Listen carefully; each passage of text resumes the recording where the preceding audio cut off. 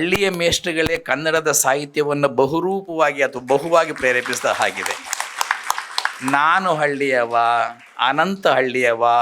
ನಮ್ಮ ಸಾಹಿತ್ಯದಲ್ಲಿ ಇರ್ತಕ್ಕಂಥ ಬಹಳಷ್ಟು ಜನ ಇವತ್ತು ಎಲ್ಲ ಹಳ್ಳಿಯಿಂದಲೇ ಬಂದಿರೋರು. ಕೆಲವೊಮ್ಮೆ ಪ್ರಶ್ನೆ ಮಾಡೋಕ್ಕಾಗುತ್ತೆ, ನಮ್ಮ ಜಯನಗರದ ಹುಡುಗಿ ಅಂತ ಕೆಲವ್ರನ್ನ ಬಿಟ್ಟರೆ, ಯಾರು ಮೇಘನಾ ಸುಧೀಂದ್ರ ಅಂತ ಕೆಲವ್ರನ್ನ ಬಿಟ್ಟರೆ, ಬಹುಶಃ ಬಹಳಷ್ಟು ಜನ ಸಾಹಿತಿಗಳು ಇವತ್ತು ಹಳ್ಳಿ ಕಡೆಯಿಂದ ಬಂದಿರೋರು. ಹಾಗಾಗಿ ಹಳ್ಳಿಯ ಮೇಷ್ಟ್ರುಗಳಿಗೆ ಈ ಎಲ್ಲ ಕೃತಜ್ಞತೆ ಸಲ್ಲಬೇಕು ಅಂತ ನಾನು ಭಾವಿಸ್ತೀನಿ. ಎಲ್ರಿಗೂ ನಮಸ್ಕಾರ. ನನಗೆ ಅನಂತ್ ಕುಣಿಗಲ್ ಅವರ ಬುಕ್ ರಿಲೀಸ್ ಫಂಕ್ಷನ್ ಬರೋಕ್ಕೆ ಒಂದೇ ಒಂದು ಖುಷಿ ಅಂದರೆ, ಪುಸ್ತಕಗಳ ಬಗ್ಗೆ ನಾನು ಮಾತಾಡಬೇಕಾದ ಅವಶ್ಯಕತೆ ಇಲ್ಲ. ಯಾಕಂದರೆ ನಾನು ಪುಸ್ತಕ ನೋಡೋದೇ ಇಲ್ಲಿ ಬಂದ ಮೇಲೆ, ಸ್ಟೇಜ್ ಮೇಲೆ ಬಂದ ಮೇಲೆ. ಅವ್ರು ಮುಂಚೆ ಕಳಿಸ್ಕೊಡಲ್ಲ, ಅದು ಅವರ ಪದ್ಧತಿ. ಒಂದು ರೀತಿ ಅದು ನಮಗೆ ಬಿಡುಗಡೆ ಅಂತ ಕಾಣುತ್ತೆ. ಎಲ್ಲರೂ ಇಷ್ಟು ಪುಸ್ತಕಗಳನ್ನ ಓದಿ ಇಲ್ಲಿ ಬಂದು ಆ ಪುಸ್ತಕದ ಬಗ್ಗೆ ಇವ್ರ ಬಗ್ಗೆ ಮಾತಾಡಿ, ಇವ್ರು ಬರೆದಿರೋರ ಬಗ್ಗೆ ಅದ್ರ ಬಗ್ಗೆ ಮಾತಾಡಿ ಕನ್ಫ್ಯೂಸ್ ಮಾಡೋದು ಅವಾಯ್ಡ್ ಆಗುತ್ತೆ ಇಲ್ಲ. ಅದಕ್ಕೋಸ್ಕರ ನನಗೆ ಭಾಳ ಖುಷಿ ಇವರ ಪುಸ್ತಕ ರಿಲೀಸ್ಗೆ ಬರೋಕ್ಕೆ. ಅನಂತ್ ಅವ್ರು ಹೇಳ್ತಾ ಇದ್ದರು, ಇದು ನನ್ನ 3ನೇ ಪ್ರೋಗ್ರಾಮು ಗಣೇಶ ಬರ್ತಾ ಇರೋದು ಅಂತ. ನೀವೆಲ್ಲ ತಿಳ್ಕೊಂಡಿರ್ಬೋದು, ಗಣೇಶನಿಗೇನು ಕೆಲಸ ಇಲ್ಲ ಅಂತ ಕಾಣುತ್ತೆ, ಅದಕ್ಕೋಸ್ಕರ ಕರೆದಾಗೆಲ್ಲ ಬರ್ತಾರೆ ಅಂತ. ಆದರೆ ನನಗೆ ಅನಂತ್ ಅವ್ರು ಕರೆದಾಗ ಬರೋದಕ್ಕೆ 2-3 ಕಾರಣ ಇದೆ. ಒಂದು, ಅವರ ಪುಸ್ತಕ ಪ್ರೇಮ ಹಾಗೂ ಸಾಹಿತ್ಯ ಪ್ರೇಮ, ಅದಕ್ಕೊಂದು ದೊಡ್ಡ ಚಪ್ಪಾಳೆ ಬರಲಿ. 2ನೇದು, ಅವ್ರನ್ನ ನಾನು ಭಾಳ ಸಲ ಭೇಟಿಯಾಗಿದ್ದೀನಿ, ನೀವು ಕೂಡ ಇವತ್ತು ಕಣ್ಣಾರೆ ಕಂಡ್ರಿ. ಹೃದಯ ಭಾಳ ಸೂಕ್ಷ್ಮ ಅವರದ್ದು, ಭಾಳ ಒಳ್ಳೆಯ ಹೃದಯ, ಭಾಳ ಒಳ್ಳೆಯ ಮನಸ್ಸು. ಅದು ನನಗೆ ಭಾಳ ಹಿಡಿಸುತ್ತೆ. ಅದಕ್ಕೋಸ್ಕರ ಅವ್ರು ಕರೆದಾಗಲ್ಲ ಇಲ್ಲ ಅಂತ ಹೇಳೋಕ್ಕಾಗಲ್ಲ, ನಾನು ಅದಕ್ಕೋಸ್ಕರ ಬರ್ತೀನಿ. 3ನೇದು ಒಂದು ಸ್ವಲ್ಪ ಸೀಕ್ರೆಟು. ಅನಂತ ಕುಣಿಗಲ್ಲಲ್ಲಿ ಕುಣಿಗಲ್ ಅಂತ ಹೊರಡಿದೆಯಲ್ಲ, ಅದು ಆ ಸೀಕ್ರೆಟು. ನನ್ನ ಹೆಂಡತಿ ಕುಣಿಗಲ್ಲಿಂದ. ಇನ್ನು ಅವಳು ಇಲ್ಲ ಅನ್ನೋದು ಮತ್ತೊಂದು ಕಾರಣ. ಅಟ್ಲೀಸ್ಟ್ ಯಾವುದೋ ಒಂದು ಕುಣಿಗಲ್ಗೆ ಒಂದು ಲಿಂಕ್ ಸಿಗ್ತಾ ಇದೆಯಲ್ಲ, ಅವ್ರು ಕರೆದಾಗ ಹೋಗೋಣ ಅನ್ನೋದು. ಈ ಹಲವು ಕಾರಣಗಳಿಂದ ನಾನು ಅನಂತ ಕುಣಿಗಲ್ ಕರೆದಾಗೆಲ್ಲ ಪುಸ್ತಕ ಬಿಡುಗಡೆ ಬರೋದಕ್ಕೆ ಭಾಳ ಖುಷಿ ಆಗುತ್ತೆ. ಮತ್ತೊಂದು ಅಂತಂದರೆ, ಸಾಮಾನ್ಯವಾಗಿ ನಾನು ನೋಡಿದ್ದೀನಿ, ಅವರು ಪುಸ್ತಕ ಪಬ್ಲಿಷ್ ಮಾಡಬೇಕಾದ್ರೆ ಭಾಳಷ್ಟು ಬಾರಿ ಹೆಣ್ಣು ಮಕ್ಕಳಿಗೆ ಹೆಂಗಸರು ಬರೆದಿರೋ ಪುಸ್ತಕಗಳು ಕೂಡ ಭಾಳ ಒತ್ತು ಕೊಡ್ತಾರೆ. ಇದು ನನಗೆ ಭಾಳ ಖುಷಿ. ನನ್ನ ಕಾದಂಬರಿಗಳು ಯಾರಾದರೂ ಓದಿದರೆ ನೋಡಿರ್ತೀರ, ನನ್ನ ಕಾದಂಬರಿಗಳಲ್ಲಿ ಸಾಮಾನ್ಯವಾಗಿ ನಾಯಕ ಇರಲ್ಲ, ನಾಯಕಿ ಇರ್ತಾರೆ. ಅದು ನಮ್ಮ ತಂದೆಯಿಂದ ಬಂದಿರೋ ಒಂದು ರೀತಿಯ ಏನೋ ಒಂದು ರೀತಿಯ ಪ್ರಭಾವ ಅಂತ ಕಾಣುತ್ತೆ ನಮ್ಮ ತಂದೆಯಿಂದ. ನಮ್ಮ ತಂದೆಗೆ ಹೆಣ್ಮಕ್ಳು ಕಂಡ್ರೆ ಭಾಳ ಪ್ರೀತಿ. ಯಾವಾಗ 1915 ಹೆಣ್ಮಕ್ಳನ್ನೆಲ್ಲ ಓದಿಸ್ಬೇಕು, ಹೆಣ್ಮಕ್ಳು ಮುಂದೆ ಬರಬೇಕು ಅಂತ ನಮ್ಮ ಮನೆಯಲ್ಲಿ ನಮಗೆ ಹಾರ್ಮೋನಿಯಂ ಕಲಿಸ್ಲಿಲ್ಲ, ನಮ್ಮ ಅಕ್ಕ ತಂಗಿಯರಿಗೆಲ್ಲ ಹಾರ್ಮೋನಿಯಂ ಕಲಿಸಿದರು. ಕೊನೆಗೆ ನಾವು ಓದಿದ್ರು ಪರವಾಗಿಲ್ಲ, ಹೆಣ್ಮಕ್ಳು ಓದಬೇಕು ಅಂತ ನಮ್ಮ ಮನೆಯ ಹೆಣ್ಮಕ್ಳಿಗೋಸ್ಕರ ನಮ್ಮ ಊರ ಪಕ್ಕದಲ್ಲೇ ಹೈಸ್ಕೂಲ್ ತರಿಸಿದರು, ಹೆಣ್ಮಕ್ಳು ದೂರ ಕಳ್ಸೋಕ್ಕಾಗಲ್ಲ ಅಂತ. ಅದು ಬಹುಶಃ ನನ್ನೆಲ್ಲ ಪ್ರಭಾವ ಬಂದು ನನ್ನ ಕಾದಂಬರಿಗಳಲ್ಲಿ, ಕಥೆಗಳಲ್ಲಿ ಹೆಣ್ಣು ನಾಯಕಿ ಆಗಿರಬೇಕಾದ್ರೆ ಗಂಡಿಗಿಂತ ಬಹುಶಃ ಅದು ಕಾರಣ. ಅದನ್ನು ನಾನು ಅನಂತ ಕುಣಿಗಲಲ್ಲಿ ಕೂಡ ಕಾಣಿಸ್ತೀನಿ. ಓದು ಸಲ ಬಂದಾಗಲೂ ಅಷ್ಟೇ ಬಹಳಷ್ಟು ಜನ ಹೆಣ್ಮಕ್ಳನ್ನ ಅವರು ಪ್ರೋತ್ಸಾಹಿಸಿದರು. ಆ ಕಾರಣಕ್ಕೆ ಅನಂತ್ ಮತ್ತು ಅವ್ವ ಪಬ್ಲಿಕೇಶನ್ಗೆ ಒಂದು ದೊಡ್ಡ ಚಪ್ಪಾಳೆ ಬರಬೇಕು ಅಂದ್ಕೊತೀನಿ. ಇಲ್ಲಿ ನಿಂತುಕೊಂಡು ಅವರ ಮೇಷ್ಟ್ರುಗಳು ಹೇಳ್ತಾ ಇದ್ದರು, ನಾವು ಹಳ್ಳಿಯವರು ಅಂತ. ನಿಮ್ಮಿಬ್ಬರಿಗೂ ಒಂದು ಸಂತೋಷದ ವಿಷಯ ಅಂತಂದರೆ, ಹಳ್ಳಿಯ ಮೇಷ್ಟ್ರುಗಳೇ ಕನ್ನಡದ ಸಾಹಿತ್ಯವನ್ನು ಬಹುರೂಪವಾಗಿ ಅಥವಾ ಬಹುವಾಗಿ ಪ್ರೇರೇಪಿಸಿದ ಹಾಗಿದೆ. ನಾನು ಹಳ್ಳಿಯವ, ಅನಂತ ಹಳ್ಳಿಯವ. ನಮ್ಮ ಸಾಹಿತ್ಯದಲ್ಲಿ ಇರ್ತಕ್ಕಂಥ ಬಹಳಷ್ಟು ಜನ ಇವತ್ತು ಎಲ್ಲ ಹಳ್ಳಿಯಿಂದಲೇ ಬಂದಿರೋರು. ಕೆಲವೊಮ್ಮೆ ಪ್ರಶ್ನೆ ಮಾಡೋಕ್ಕಾಗುತ್ತೆ, ನಮ್ಮ ಜಯನಗರದ ಹುಡುಗಿ ಅಂತ ಕೆಲವ್ರನ್ನ ಬಿಟ್ಟರೆ, ಯಾರು ಮೇಘನಾ ಸುಧೀಂದ್ರ ಅಂತ ಕೆಲವ್ರನ್ನ ಬಿಟ್ಟರೆ, ಬಹುಶಃ ಬಹಳಷ್ಟು ಜನ ಸಾಹಿತಿಗಳು ಇವತ್ತು ಹಳ್ಳಿ ಕಡೆಯಿಂದ ಬಂದಿರೋರು. ಹಾಗಾಗಿ ಹಳ್ಳಿಯ ಮೇಷ್ಟ್ರುಗಳಿಗೆ ಈ ಎಲ್ಲ ಕೃತಜ್ಞತೆ ಸಲ್ಲಬೇಕು ಅಂತ ನಾನು ಭಾವಿಸ್ತೀನಿ. ನನಗೆ ಇವತ್ತು ಅನಂತ ಕುಣಿಗಲ್ ಅವರ ಮೇಷ್ಟ್ರುಗಳನ್ನ ಕರೆದು ಇಲ್ಲಿ ಉದ್ಘಾಟನೆ ಮುಂಚೆನೇ ಅವರಿಗೆ ಗೌರವ ಸಲ್ಲಿಸಿದ್ದು ನನಗೆ ಬಹಳ ಖುಷಿಯಾಯಿತು.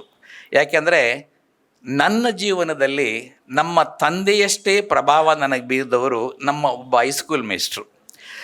ನಾನು ಭಾಳ ಜನ ಹೇಳ್ಕೊಂಡಿದ್ದೀನಿ, ನಾನು ನಮ್ಮ ತಂದೆ ಎಷ್ಟು ಗೌರವ ಕೊಡ್ತೀನೋ ಅಷ್ಟೇ ಇವ್ರಿಗೂ ಕೊಡ್ತೀನಿ ಅಂತ. ಜಾನ್ ದೇವಪ್ರಿಯ ಅಂತ ಅವರು ಕುಣಿಗಲ್ ಅವರು, ಅನಂತ ಕುಣಿಗಲ್ ಇವತ್ತು ನೆನೆಸ್ಕೊಂಡಿದ್ದಕ್ಕೆ ನಾನು ಅವ್ರ ಬಗ್ಗೆ ಹೇಳಬೇಕು ಅಂತ ಅನ್ನಿಸ್ತಾ ಇದೆ.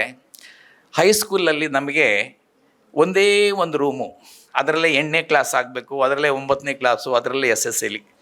ಬೆಳಿಗ್ಗೆ 8ರಿಂದ 9ಕ್ಕೇನೋ 8ನೇ ಕ್ಲಾಸ್ ಒಂದಷ್ಟು ಹೇಳಿ ಕಳಿಸ್ಬಿಟ್ಟು ಅವ್ರನ್ನ ಊರಿಗೆ 9ರಿಂದ 12ರವರೆಗೂ 9ನೇ ಕ್ಲಾಸ್ಗೆ ಹೇಳಿ 12 ಅಥವಾ 1 ಗಂಟೆಗೆ ಊಟ ಆದಮೇಲೆ ಶುರುವಾಗಿದ್ದು ಕ್ಲಾಸು ಅವ್ರ ಮನೆಗೆ ಕರ್ಕೊಂಡೋಗಿ ಅವರೇ ಪೆಟ್ರೋಮ್ಯಾಕ್ಸ್ ಲೈಟ್ಗೆ ಸೀಮೆ ಎಣ್ಣೆ ಹಾಕಿ ನಮಗೆಲ್ಲ ರಾತ್ರಿ 11 ಗಂಟೆವರೆಗೂ ಪಾಠ ಮಾಡಿ ಬೆಳೆಸಿದವರು ಅವರಿಂದಲೇ ನಾನು ಇವತ್ತು ಇಲ್ಲಿ ನಿಂತಿರಬೇಕಾದ್ರೆ ಕಾರಣ ಎಂ ಜಾನ್ ದೇವಪ್ರಿಯ ಅಂತ.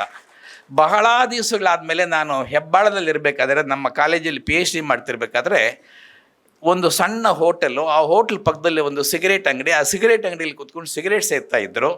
ನನಗೆ ಭಾಳ ಖುಷಿ ಆಗ್ಬಿಡ್ತು. ಹತ್ರ ಹೋಗ್ಬಿಟ್ಟು, ಸರ್ ನೀವು ಜಾನ್ ದೇವಪ್ರಿಯ ಅಲ್ವಾ ಅಂತಂದು, ಯಾಕಂದರೆ ಭಾಳ 15 ವರ್ಷ ಆವಾಗಿತ್ತು ಅಥವಾ 20 ವರ್ಷ ಆವಾಗಿತ್ತು. ಅವರಿಗೆ ಇವನು ಯಾರೋ ಬಂದು ನನಗೆ ಹಿಂಗೆ ಕೇಳ್ತಾವನಲ್ಲ ಅಂತ, ನನ್ನ ಹತ್ರ ದುಡ್ಡಿಲ್ಲ ಹೋಗು ನಾನು ದುಪ್ ಅಂತ ಅವ್ರ ಕಾಲು ಬಿದ್ದುಬಿಟ್ಟೆ. ಇನ್ನೂ ಹೆದರ್ಕೊಂಡ್ಬಿಟ್ರು ಅವರು, ಇವನೇನೋ ದುಡ್ಡಿಗೆ ಕಾಲಿಗೂ ಬೀಳ್ತಾವನೆ ಅಂತ. ಕೊನೆಗಿಲ್ಲ ಸರ್ ನಾನು ಗಣೇಶ ಅಂತ. ಓ ನೀನು ಅಶ್ವತ್ಥಮ್ಮನ ತಮ್ಮನೇನೋ? ಅಶ್ವತ್ಥಮ್ಮ ನಮ್ಮ ಅಕ್ಕ. ನಾನು ನಮ್ಮ ಅಕ್ಕ ಇಬ್ಬರು ಒಟ್ಟಿಗೆ ಓದ್ತಾ ಇದ್ವಿ. ಯಾವಾಗಲೂ ಅವಳನ್ನ ರೇಗಿಸ್ಕೊಂಡು ನನಗೆ ಅವರು ಉರಿದುಂಬಿಸ್ತಾ ಇದ್ದರು. ಆ ಕಾರಣದಿಂದ ಕೂಡ ನನಗೆ ಅವ್ರು ಭಾಳ ಇಷ್ಟ, ಯಾಕಂದ್ರೆ ನಮ್ಮ ಅಕ್ಕನ ಬಗ್ಗೆ ನನ್ನ ಹೊಗಳ್ತಾ ಇದ್ರು ಅಂತ. ನಾನು ಗಣೇಶ ಸಾರ್ ಮೇಷ್ಟ್ರ ಮಗ, ನೀನು ಗಣೇಶನೇನೋ ಬಾರೋ ಇಲ್ಲಿ ಅಂತ ಆಕೆ ಹಿಂಗೆ ಆಲಿಂಗಿಸಿ ತಪ್ಪಿಕೊಂಡ್ರು. ಅದೇ ಆಲಿಂಗನ ನಮ್ಮ ತಂದೆ ನಾನು SLC ಪಾಸ್ ಆದಾಗ ತಪ್ಪಿಕೊಂಡಿದ್ರು. ಹೀಗೆ ಎಷ್ಟೋ ಸಲ ಮೇಷ್ಟ್ರುಗಳು ನಮ್ಮ ತಂದೆ ತಾಯಿಯಷ್ಟೇ ಪ್ರಮುಖರು. ಆ ಪ್ರಭಾವವನ್ನು ಗುರುತಿಸಿ ಅನಂತ ಕುಣಿಗಲ್ಲವರು ಅವ್ರನ್ನ ಗೌರವಿಸ್ತಾ ಇರೋದು ನಿಜಕ್ಕೂ ಕೂಡ ಹೃದಯ ತಟ್ಟುತ್ತೆ. ಆ ಮೇಷ್ಟ್ರುಗಳಿಗೂ ಆ ಶಿಷ್ಯರಿಗೂ ಒಂದು ದೊಡ್ಡ ಚಪ್ಪಾಳೆ. ಇನ್ನು ನಾನು ಜಾಸ್ತಿ ಹೇಳೋಕ್ಕೆ ಇಷ್ಟಪಡಲ್ಲ. ಅನಂತ ಕುಣಿಗಲ್ ಮಾಡ್ತಾ ಇರ್ತಕ್ಕಂಥ ಮತ್ತೊಂದು ಕ್ರಾಂತಿ ಅಂದರೆ ಅಪರಿಚಿತ ಓದುಗರ ಗುಂಪನ್ನು ಕಟ್ಟಿರೋದು. ನಿನ್ನೆನೋ ಮೊನ್ನೆನೋ ನನಗೆ ಅವರ ತಂಡದಿಂದ ಫೋನ್ ಮಾಡಿ ನೀವು ಒಂದು ವಿಡಿಯೋ ಮಾಡಿಕೊಡ್ಬೇಕು ಅದರ ಬಗ್ಗೆ ಅಂತಂದರು. ನನಗೆ ಆ ವಿಡಿಯೋ ಮಾಡ್ತಿರ್ಬೇಕಾದ್ರೆ ಒಂದು ಪ್ರಶ್ನೆ ಬಂತು, ಇದು ಯಾಕೆ ಇದನ್ನ ಅಪರಿಚಿತ ಗುಂಪು ಅಂತ ಕರೀತಾರೆ ಅಂತ. ಈಗ ನೋಡಿದ್ರೆ ಇನ್ಫ್ಯಾಕ್ಟ್ ಹೋದ ವರ್ಷ ನಾನು ಬಂದಾಗ ಆ ಅಪರಿಚಿತ ಗುಂಪಿನ ಪೂರ್ತಿ ಒಂದೇ ಒಂದು ಕಲರ್ T-ಶರ್ಟ್ ಹಾಕ್ಕೊಂಬಂದಿದ್ದಾರೆ. ಎಲ್ಲರೂ ಸ್ವಲ್ಪ ಎದ್ದಿತ್ಕೊತಾರೆ. ಅಪರಿಚಿತ ಗುಂಪಿನ ಜನ ಎಲ್ಲನೂ ದಯವಿಟ್ಟು ಒಮ್ಮೆ ಎದ್ದು ನಿಂತ್ಕೊಳ್ಳಿ. ಎಲ್ಲ ಹೊರಗಿದಾರಂತೆ. ಓ ಇದ್ದಾರೆ ನೋಡಿ, ಭಾಳ ಜನ ಇದ್ದಾರೆ. ವಾವ್, ಅವರಿಗೆಲ್ಲ ಒಂದು ದೊಡ್ಡ ಚಪ್ಪಾಳೆ. Thank you. ಕೂತ್ಕೊಳ್ಳಿ. ಯಾಕೆ ನಾಚಿಕೆ ಪಟ್ಕೊತಿರಲ್ಲ?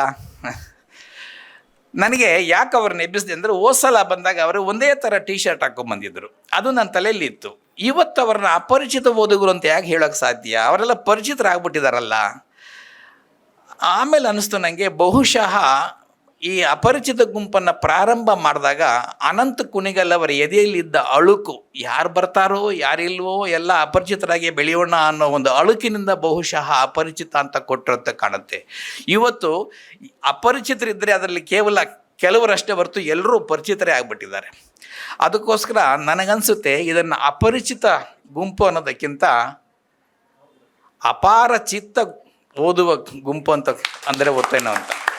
ಅಪಾರ ಚಿತ್ತ ಅಂದರೆ ಒಂದು ಆಶಯ, ಮನಸ್ಸು, ಅಪಾರವಾದ ಆಶಯ, ಅಪಾರವಾದ ಮನಸ್ಸು. ಯಾವ ಆಶಯ? ಓದುವ ಮನಸ್ಸು. ಆ ಕಾರಣದಿಂದ ಈ ಅಪರಿಚಿತ ಓದುವ ಗುಂಪು ನನಗೆ ಅಪಾರ ಚಿತ್ತ ಓದುವ ಗುಂಪು ಅಂತ ಅನಿಸುತ್ತೆ. ಬಹುಶಃ ಇನ್ನು ಮುಂದೆ ಮರುನಾಮಕರಣ ಮಾಡೋಂಗಿದ್ರೆ ಅನಂತ ಕುಣಿಗಲ್ ಅವರು ನನ್ನ ಈ ಅಥವಾ ಈ ನಾಮಕರಣವನ್ನು ಸ್ವೀಕರಿಸಬೇಕು ಅಂತ ಅಂದ್ಕೊತೀನಿ. ಪುಸ್ತಕವನ್ನು ಬರೆದು ಮುದ್ರಣಕ್ಕೆ ಕೊಟ್ಟು ಖುಷಿಯಾಗಿ ಇಲ್ಲಿ ಬಂದಿರುವ ಎಲ್ಲ ಕೃತಿಕಾರರಿಗೂ, ಅದನ್ನು ಪಬ್ಲಿಷ್ ಮಾಡಿರುವ ಅವ್ವ ಸಂಸ್ಥೆಗೂ ನನ್ನ ಅಂತರಾಳದಿಂದ ಅಭಿನಂದನೆ ಮತ್ತು ಧನ್ಯವಾದಗಳು. Thank you.